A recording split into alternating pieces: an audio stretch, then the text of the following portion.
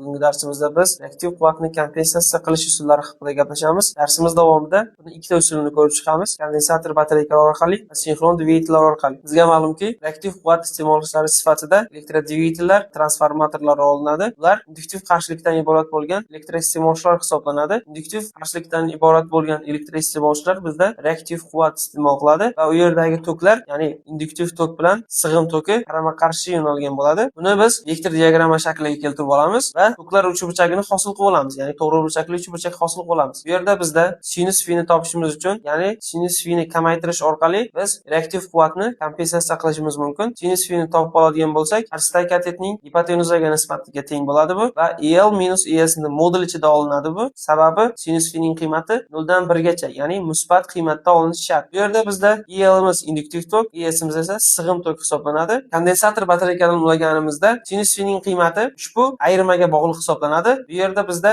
ayiruvchi qiymati qanchalik kattargan sari bu nisbatning qiymati kamayaveradi.